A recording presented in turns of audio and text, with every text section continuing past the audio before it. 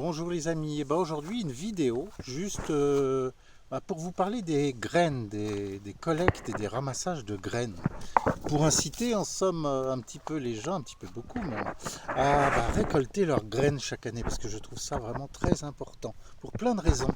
Alors là vous voyez il s'agit d'un énorme pied de blette, les bêtes ou les blettes, c'est la même chose de toute façon. Donc vous voyez le tronc est énorme. Hein, le pied fait 1,50 m, donc je laisse maintenant tous les ans monter le maximum de choses. Hein, juste ce qu'il faut, pas tout évidemment, mais voilà. Donc en plus, le pied de bête a un parfum magnifique, ça sent le miel. Alors là, vous voyez, je suis à 1 m seulement, ça sent très très bon et très très fort. Donc je ne sais pas si vous imaginez le nombre de graines qu'il peut avoir sur un pied comme celui-là, c'est énorme.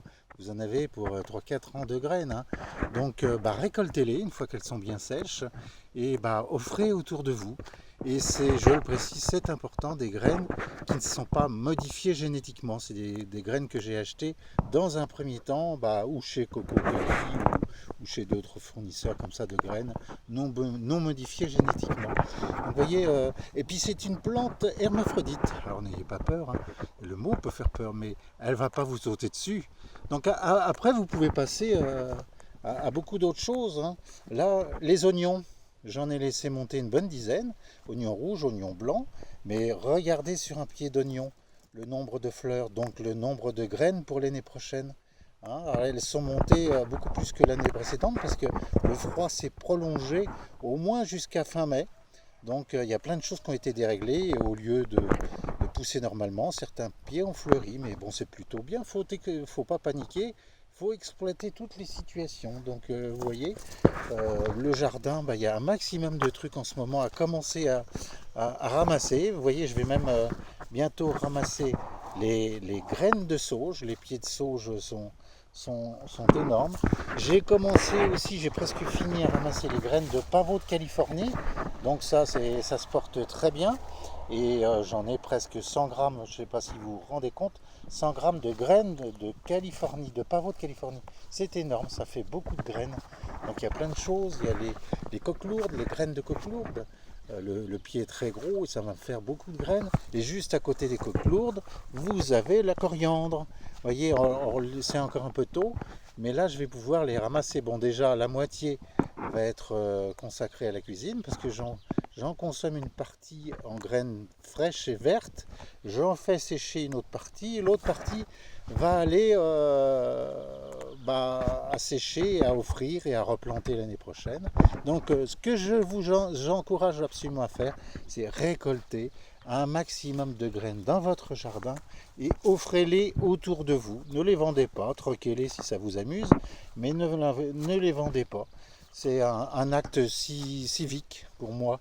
C'est important, vous voyez, j'en ai plein d'autres là, des oignons. C'est assez joli d'ailleurs. Hein. Les gens les coupent souvent et je trouve que c'est une action un peu bêta parce que ça nourrit les abeilles aussi. Il ne faut pas croire que les abeilles n'aiment pas. Là, il y en a une qui était dessus. Donc voilà.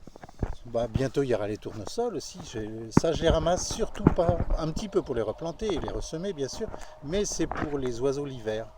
Hein, au moins je sais d'où viennent mes graines. Après vous avez les capucines un peu plus haut, les pieds de carottes qui ont monté, je vous les montrerai une autre fois. Donc voilà, c'est ce que je voulais vous dire aujourd'hui, inciter les gens à récolter leurs graines, à acheter dans le commerce des graines évidemment, mais qui ne sont pas modifiées génétiquement par les industriels. Évidemment, le but c'est pour ne pas qu'elles repoussent une année sur l'autre. Voilà, vous avez un sachet de graines, souvent vous avez des surprises, il vous en reste un fond, vous les replantez l'année d'après, l'année d'après c'est terminé, vous ne pouvez plus rien faire.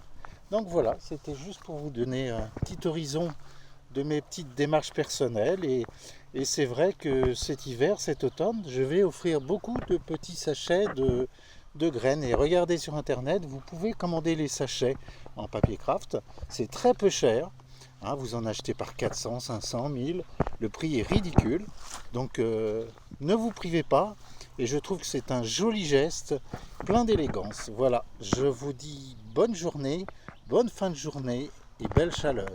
Au revoir.